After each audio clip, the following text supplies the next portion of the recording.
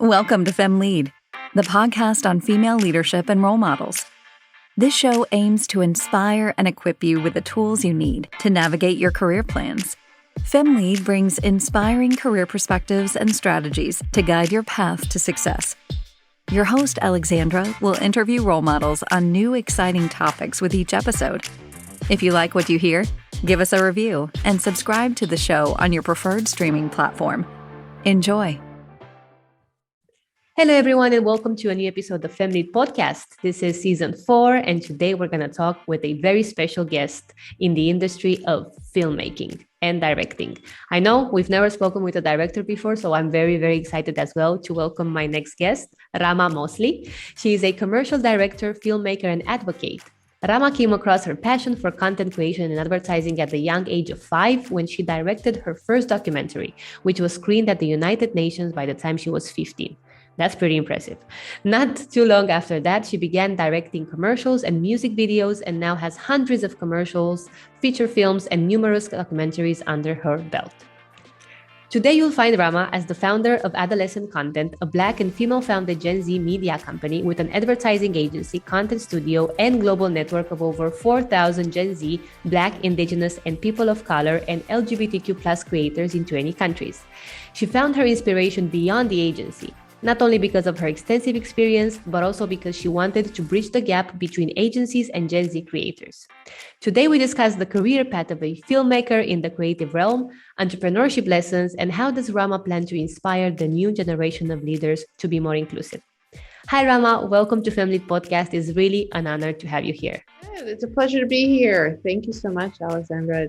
I admire this podcast, and I'm happy to get to talk to you. I'm super excited because, as I've mentioned, we've never really talked about this industry, and I think you have many insights. And I think the audience is very curious to also know a bit about your day-to-day and, what do you do at the agency and so on. So I would like to start by asking you to tell us more about what is Adolescent Content and how did you decide to start this business? Adolescent Content is a Gen Z advertising agency, and it's a content studio. And we do a lot of different things. So we have a research division with thousands of Gen Z consultants who help us with surveys and trend reports. And we use that knowledge to inform what we do from a strategy point of view for brands. And then we have a team of creatives, Gen Z creatives, that will work on scripts and ideas for campaigns.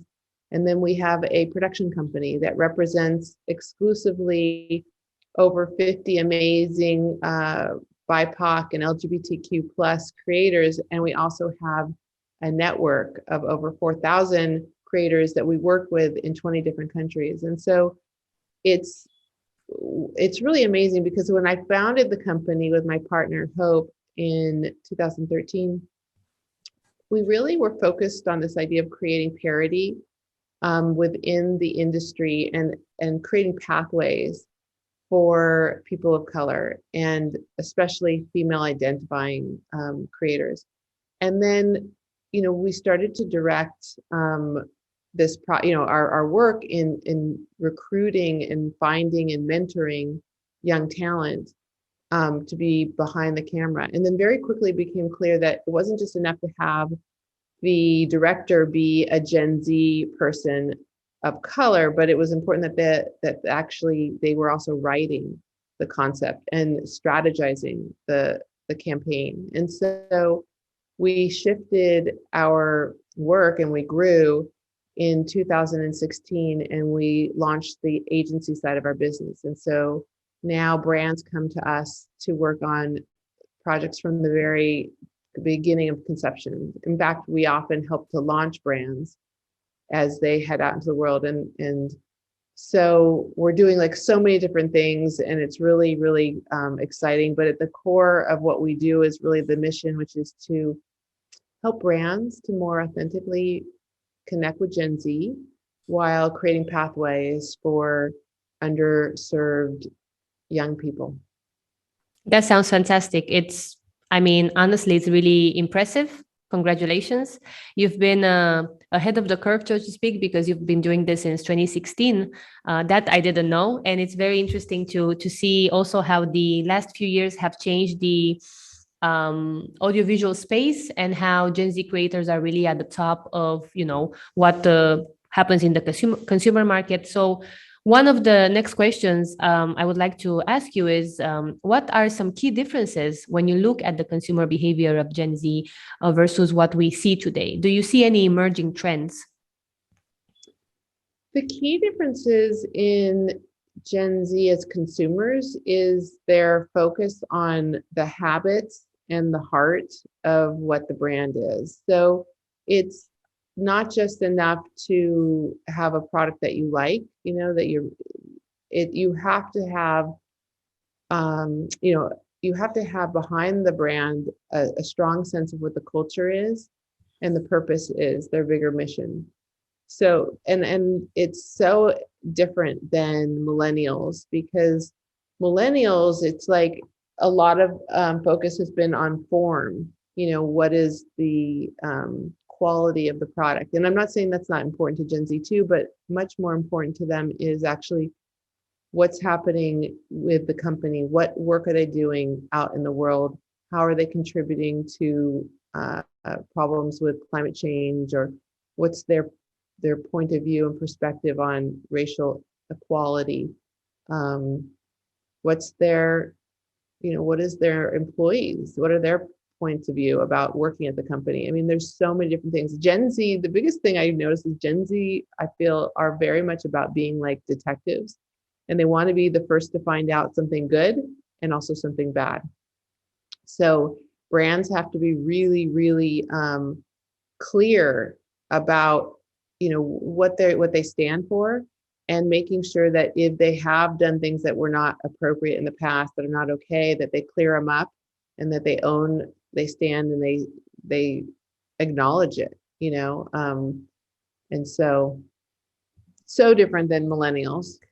It's more about assuming responsibility. And I personally really felt that in the last 2 years, especially, a lot more people have been interested in general in the mission of the place that they work for, or the organization that they spend time for, working or collaborating, partnering up with. And that says something about how we are looking at the world, how we're looking at life, and how we want to spend our time impacting.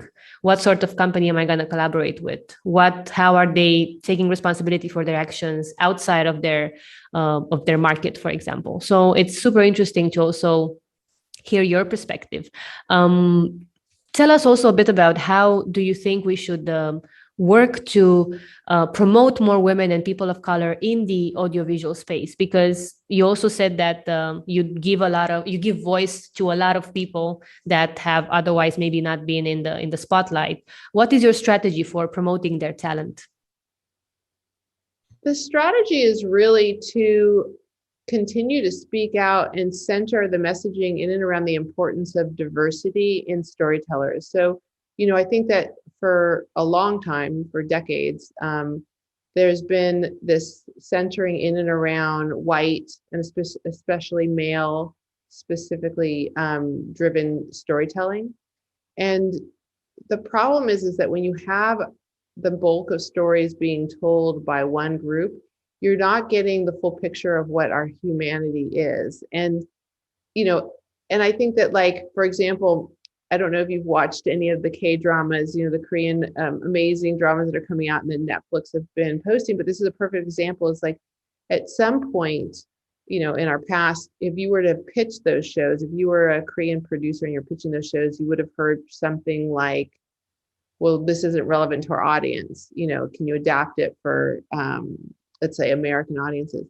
But I think that what has happened now is a really deep understanding that stories told by different storytellers from different cultures is of value. It's incredible. It's of incredible value to everybody. We all want to know. We have a deep curiosity about what other people are up to, and that's what makes living life so great.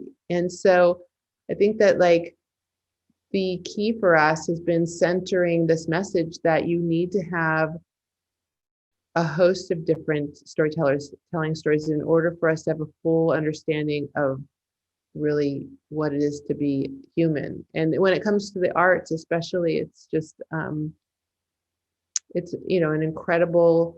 It's incredibly limiting when all you're seeing is the same type of work by the same type of people.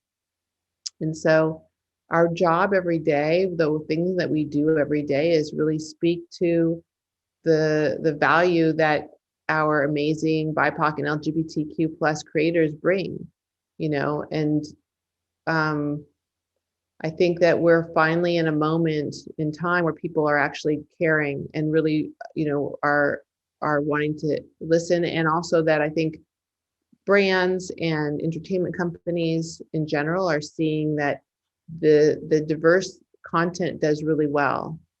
In fact, it's competing, neck and neck with content that's made for, let's say, the majority, as opposed to the minority. And so, yeah, that's, and I feel like, ultimately, like, and I'm not saying that people are going to scour YouTube one day for like history, but maybe they will. I don't know. But it's like, in order to have a full understanding of who we are as people, stories have to be told by like every single culture, and that if you only have a storytelling by one particular gender or race predominantly, you don't have a sense of really true storytelling. So yeah, it's really important to us. It's fundamental, and it's really the driver of our entire company, really, at Adolescent. And it's not just in our actual creative work, it's even in the culture of the company. So within the culture of the company, just really valuing everybody's points of view and what each person brings, to our work. I think that's what makes it so special, actually, is that we really like prioritize that. And like almost every project we work on, we're using this overall kind of like, I guess, rubric of what is your personal experience? How does it connect to the brand? How can we now connect that more widely to a Gen Z audience? Yeah, that's very inspiring. I love the fact that you also tell us more about how does it actually work, because obviously we hear a lot about the importance of representation, but doing it, implementing it, working and striving for this equality is not easy. So you do know what you're up against, and you do know what sort of rhetoric you need to work with, right? Tell us a bit about the feedback then. So what is the feedback from the Gen Z creators, and what is the impact that they then have? Well, I think, okay, so let me just take a step back from that question a little bit, which is that I think that something that's really interesting is actually the feedback that first came when we started the company, because when we first started the company, people thought we were crazy. And they were like, this idea of teens directing, making content was just like, it just seemed like crazy to people.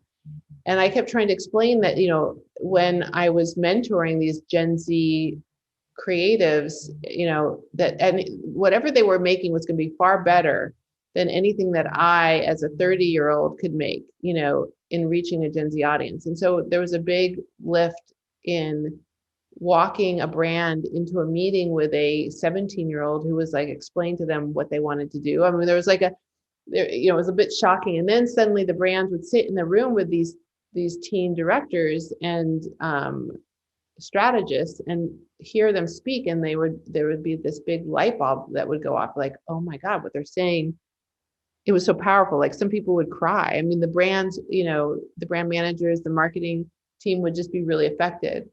I think as far as the Gen Z creatives and the Gen Z team goes and their whole point of view, I think that they are driven by something different than previously. Like, I think previously the things that would get me excited as a director would be, I definitely was moved by finance, by money, but also obviously by like the creative essence of the piece.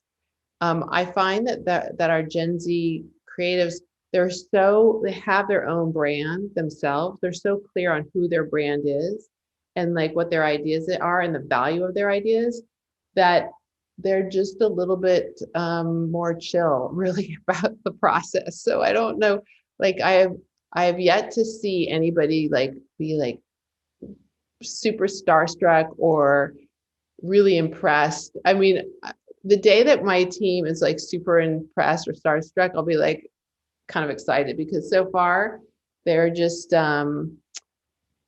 they are, you know, they're super inspiring. They have a lot to say, and they're also very much like they have a really strong sense of themselves. I don't know if that makes sense, but it's just like they're not driven by the same things that I think I was driven by, or that I see a lot of millennials being driven by.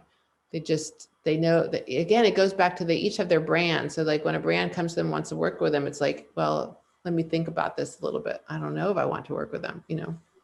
Definitely. I mean, you are talking about a generational change, and this is something that we're seeing with Gen Z, and we've seen with millennials in certain aspects, and it's kind of shifting, right? So every new generation, we see that some of the, I don't know, important traits of being an entrepreneur or a business person now have changed, and we're not going towards the same goals, which is exciting, scary for some, very, you know, full of opportunities for others. So definitely a space to continue to look at. Tell us though, because you are an entrepreneur and you founded the agency. Tell us, what do you see as traits to succeed in entrepreneurship, especially in this industry that has to do with media and audiovisual communication? I think that you have to have persistence. I really do. I think, you know, persistence is key, because there's no version of being an entrepreneur where it's like, oh, well, this was easy. So you have to be able to have stamina and persistence. And I think that it also helps if you have some of a strategist in you, meaning that you're able to like look at a bunch of different options and try different ways forward. I never would have imagined when I first started the company all the different kind of problems that we would come up against, and also how we would overcome those problems. And I think that if I had been the type of person who, when I like, you know, when someone said, oh, well, how are we going to film 10 different campaigns in, you know, 4 days, and like, and if I had been the kind of person who was like, well, that's hard, I don't think we'll be able to do it, then this would never have worked. You know, I think that my partner and I think the best thing that can be said about us is that we're persistent and we don't give up. So I think that those are the traits that you need to have as an entrepreneur. And yeah, just constantly creative problem solving. I also think that it's really important to take your own counsel in terms of advice. I think it's always good to like learn from others as much as you can, but sometimes when it comes down to it, you have to just trust in yourself, what you think is right. And I do think that the ability to like check in with myself about the business, and when things really like, you know, whether it's hiring or whether it's expanding the business, any number of things that we've dealt with, you know, I've had to really check in with myself. Like I remember when we were starting our digital platform, which is adolescent.net, which is a digital platform that's really a space for Gen Z to make content that isn't sponsored, it isn't branded. It's just about what do they want to make. You know, it was a big risk to invest our money and our energy, our resources into that direction. But I just really thought about it. And I just felt like, you know, we have to have this space. We have to have a space where Gen Z creators can make content, receive grants, and we can give them the opportunity to try out what it is like to like do a pitch and then have it approved. And really, it was a risk, and we did it, and it's been incredibly successful for us, not because of the financial return yet. It's more because what it allowed us to do is to grow a whole different part of our business, which is really a network of creators. So I think, trusting in yourself and also being willing to go, okay, well, if that didn't work, you move on to the next thing, is all really important traits. Definitely. I love the fact that you mentioned also a bit of your journey starting up. One of the questions that I ask usually, it's, dealing with difficult situations. And I feel that it could be a natural step now to ask you to tell us, when it comes to difficult moments, how do you handle situations when things don't go your way? Like, what is your mindset when you look at those situations? How do you plan to solve them? How do you go into the battle and say, I'm going to take care of this? I just go into kind of a space where I can't give up, and I just keep going. I mean, I think, there's been some hard times. I think like this past year of the company, we went through a very big transition with our staff. And I'm the kind of person who cares. I'm like a mother in real life too. And so when my staff has any issues, or, when our team is like going through any personal issues, it really impacts me, and I want to help them. And we went through a transition where we had about 50% of our staff move over a period of about 3 months. And now there's a term for this now. It's called the Great Resignation. And I'm sure people have talked about it on your show, but it was really shocking to me. And the reasons that people were moving were, really valid reasons. Like, it was time for them either to move forward in their directing careers, or they were offered a job that we just couldn't compete with, or they just were like ready to do something different. But it was like very emotionally taxing. And I think that, and it was like, kind of traumatic, actually. And I think that heading into that, with such a large turnover, was daunting. But I just didn't give up. I mean, I just didn't give up. And I've just, and I also started to look at, well, what do we do? What do you do when it comes to your team and making sure that people are happy, which was always a concern. It was always like top of mind for sure. But like now it's like crucial. It's like, how do you build a team and make sure that they are doing work that they feel good about, and they're staying on, because the time it takes to like look for and hire new staff is huge. So, I mean, I think that's a bit of a ramble, but I feel like at the end of the story is really, for me, going into that problem, which was such a challenge in over a period of 3 months, we worked and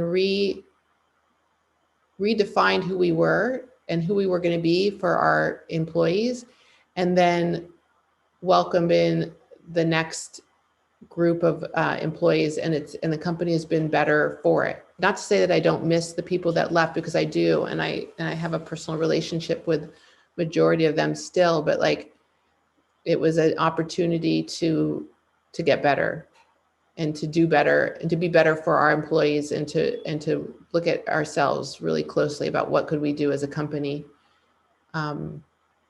And which is always a kind of a challenge, I think it's a challenge for big companies. I think it's a challenge for small companies like ours, to really, you think in your own mind, oh, well, we're doing well, we are well, but you have to it's crises that give you an opportunity to really reflect, honestly.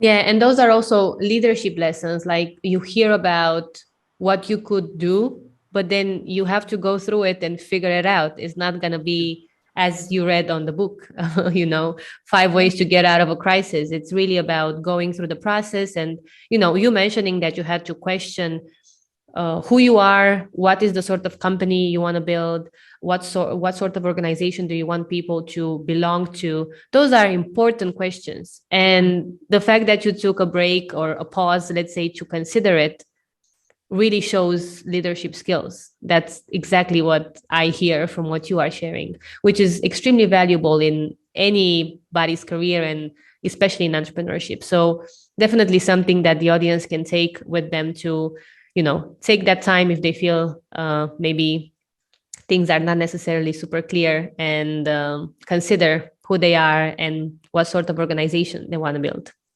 Definitely. Yeah. Let's go towards your career path and talk a little bit about how you started your career, because you started your career as a director and you are still directing.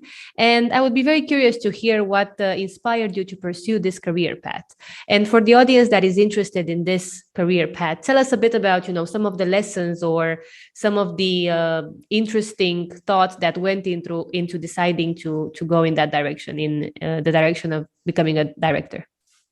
Well, it was, it all happened when I was young. So the decision to be a director was like framed up in my head at a very young age. I think, I was 5 or 6. And when I first started writing and directing plays and like getting my friends to perform in them. And it wasn't until I was probably, I don't know, a few years later that it started to crystallize into I wanted it to be TV or movies. But the way it all happened was that I literally was riding my bike down the street and I saw a film being made in my small town in Ojai, and I wandered onto set and I met the director and he became my mentor. And I made my first documentary at 15. And it was at that point, it was like very, very clear that I wanted it to be my career. I didn't know how was I going to get from this place of wanting it to it happening.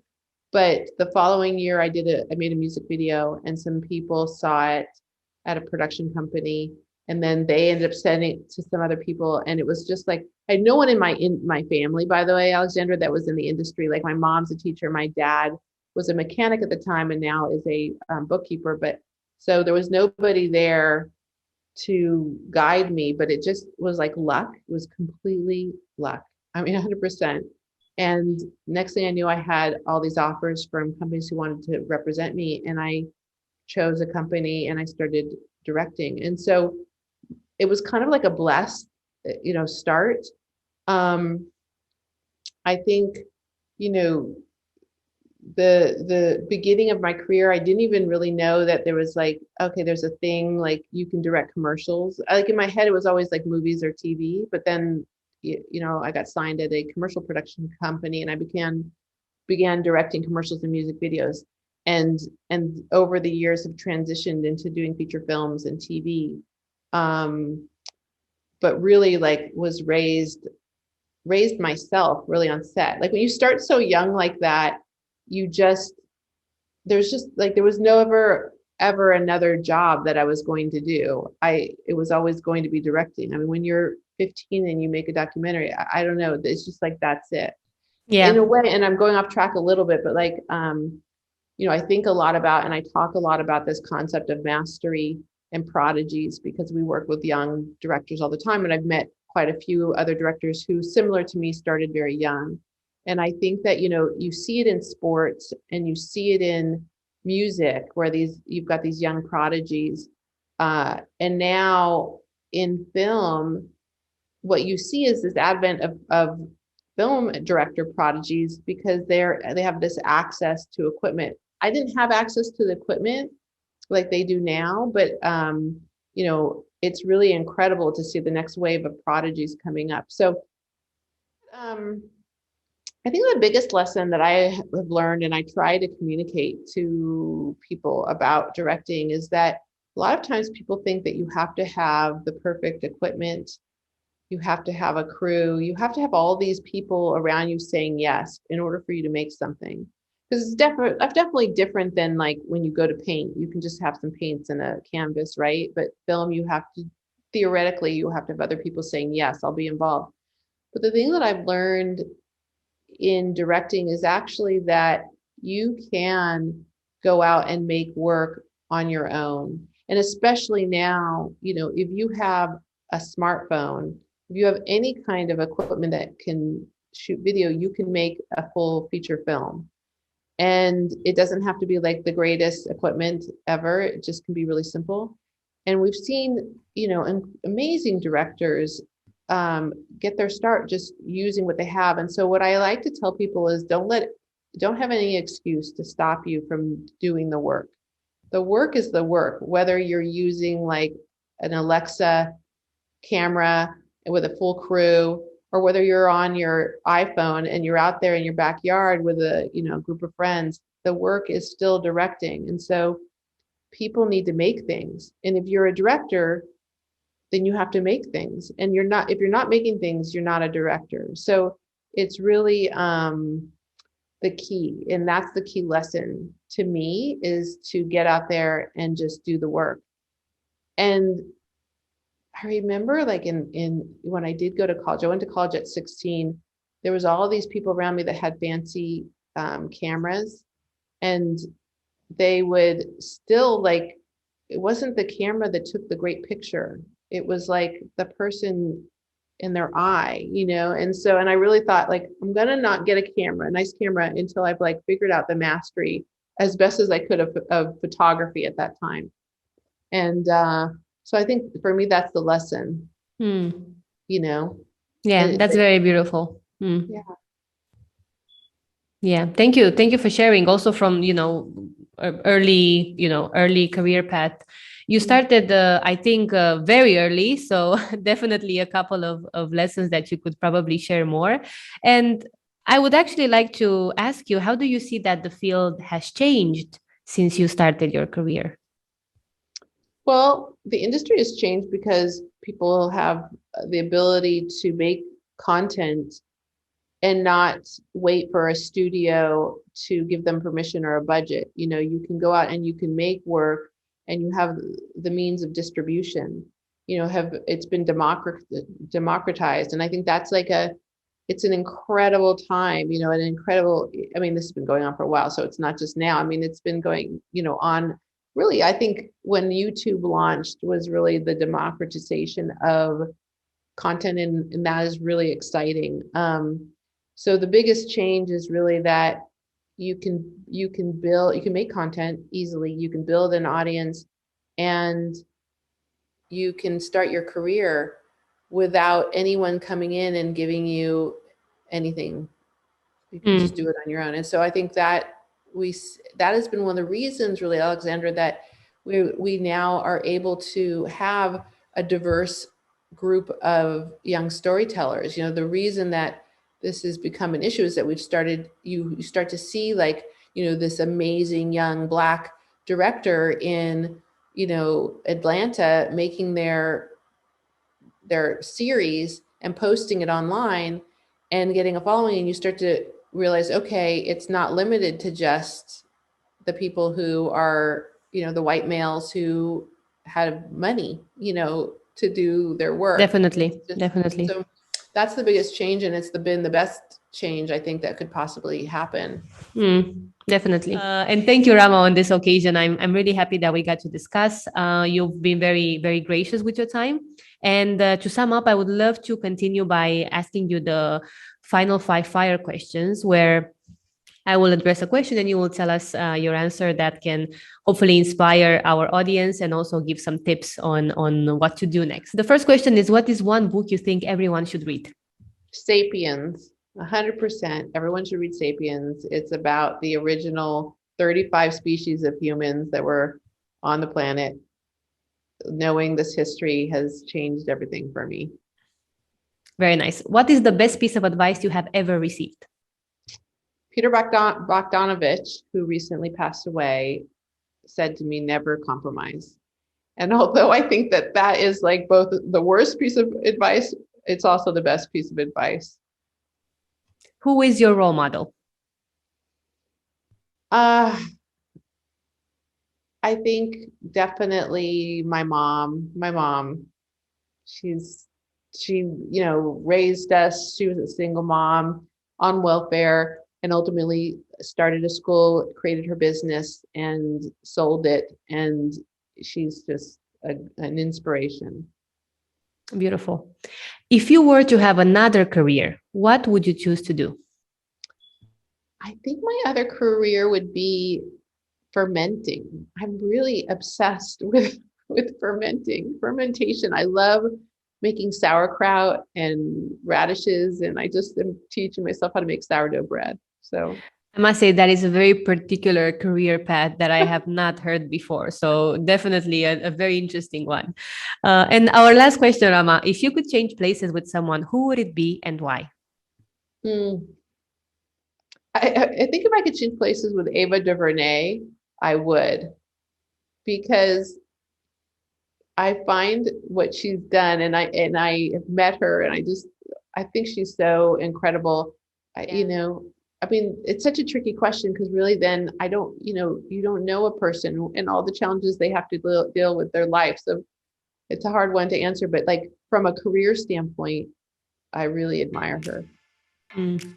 Beautiful. Thank you so much, Ramaa. It was really a pleasure to converse with you. I think you have a lot of lessons to share. And I also feel the creative vibe through the screen and, wanting to touch many souls that maybe don't feel represented, which is, I think, in itself an incredible mission. And I want to applaud your work. I want to applaud the work you do at Adolescent and how you try to promote women and people of color and the LGBTQ plus community through the agency. So congrats on that. Thank you for taking the time. It was really a pleasure. Thank you. It's been my pleasure. Thanks for having me. And thank you all for listening. Stay tuned with more inspiring interviews with role models. We hope you've enjoyed this episode of FemLead Podcast. Share the news with your friends and follow us on social media at FemLead Podcast everywhere.